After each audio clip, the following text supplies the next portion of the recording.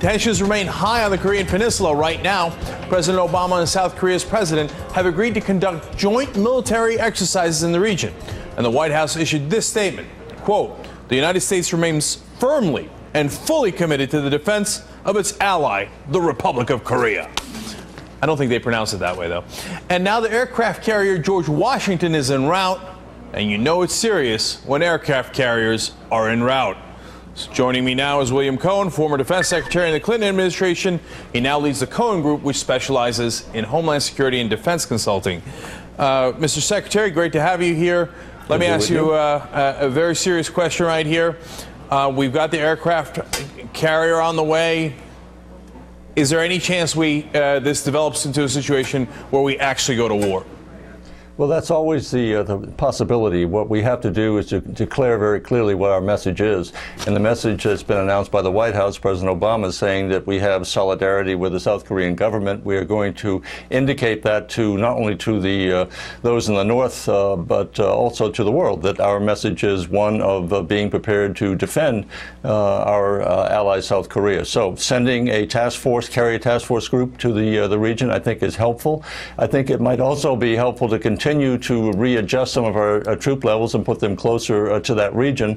And I would even go further. I would consider putting some of our F-22 fighter jets in the region, perhaps in Okinawa, on a semi-permanent basis, just to send the message that if the North decides that it is going to continue these acts of provocation, that they're going to be responded to vigorously if it comes to it. If we get beyond, messages, when you were the defense secretary, did you guys have a plan ready? They hand it to you? Okay, this is how we annihilate North Korea. Is that on the shelf? Are they looking through that plan now? The Pentagon always has contingency plans available that are constantly updated and adjusted to conform to current conditions. So planning is always part of the process. It doesn't mean that we are planning to go to war, but if war becomes inevitable, then obviously you have to be prepared for it, and that's why the planning takes place on such a regular basis. Mr. Secretary, here's the problem. The sanctions don't, in my opinion, don't seem to work too well on them. They keep agitating and they keep, doing these very aggressive acts, killing people. In this case, 2 people dead, I believe about 16 injured. Earlier, they sunk the sub, over 40 dead there. If the sanctions aren't working, what other options do we have, given that war would seem to be disastrous? Well, the sanctions are working. As a matter of fact, I think they're putting more and more pressure upon the North Korean regime, which is one of the reasons, not the only one, but one of the reasons that they are acting in this deliberately provocative course of conduct that they've engaged in. It's clear that they are short of food, they're short of fuel. Winter is coming. They want to be recognized as a nuclear power as such, and so they've decided to take these acts of provocation in order to say, we're here and you're going to have to deal with us. I think the way you deal with them is not to reward them for their aggression and acts, but to continue to isolate them. And I think it's going to call into question China's decision-making at this point.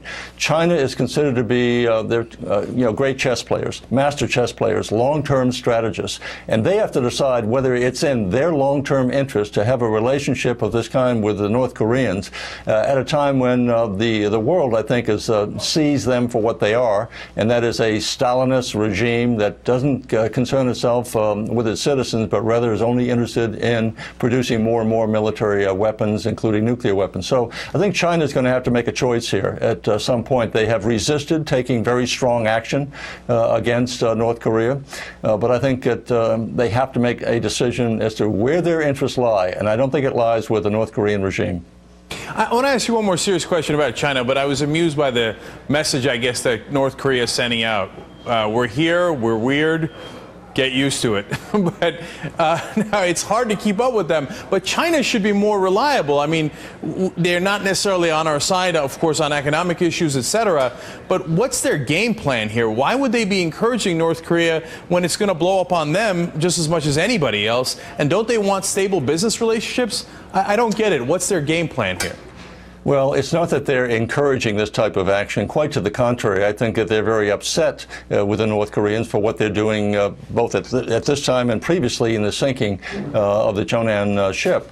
I think that the difficulty is that they have no interest in seeing a unified Korea under the sway of the United States. And so they would prefer to keep the Koreas divided because that provides some kind of a buffer. But again, looking at it from a long term, here you have a relationship with the South Korean government, a major trading partner, by the way, now with China. And China has to look at the two Koreas and say, do our interests, long-term interests, lie with a South Korean government or even a unified Korea, as opposed to constantly, bucking up the North Korean regime by giving them food and fuel and other types of assistance. I think the long-term interests lie in another direction, and I hope the Chinese government and the leadership will take a long look at how they can bring more pressure to bear on the Chinese, on the North Koreans, and say, unless there's going to be a change of conduct, there has to be a change of regime. That's the only way this is going to be resolved in a peaceful fashion. Secretary Cohen, I want to talk about the SALT Treaty, too. The Republicans are now blocking it in the Senate. Do they have any legitimate reasons for doing that, or does this just seem like obstruction? And if that's the case, how do you deal with that when it seems to be endangering national security? I think we have to make an appeal to all of the Republicans that this agreement, this treaty, is in our long-term security interests. The Obama administration has been very persistent in trying to, quote, reset the relationship with Russia. I think the reduction of our respective nuclear arsenals is important. We have the support of the NATO countries. We have those Eastern European countries who were once under the domination of the former Soviet Union supporting this.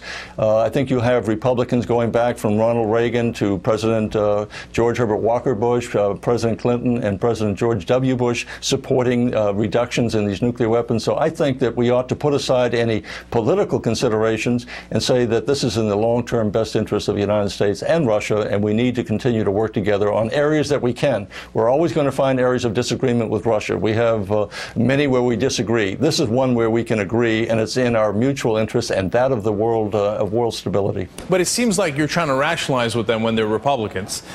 Well, look, John Kyle is basically saying, it appears to me, give me at least $4 or $8 billion more for modernizing our nuclear weapons, who are, of course, a lot of his campaign contributors. So I don't think it's a question of campaign contributions, and I don't question Senator Kyle's motivations. He's always been very critical of these types of agreements. But I think it's in our long-term interest to have a modernized strategic arsenal. We want that. Republicans want that. Democrats should want that.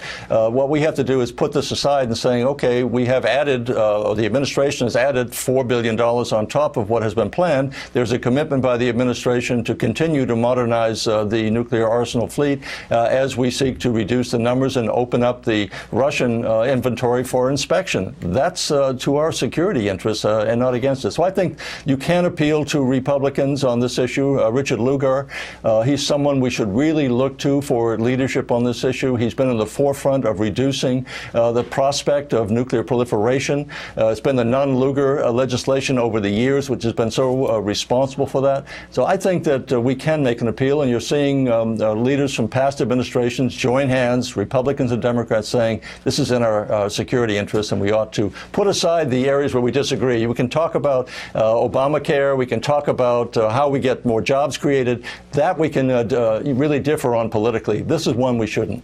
Right. And Richard Lugar, you're right, has been great on it all throughout Bush administration, Obama administration.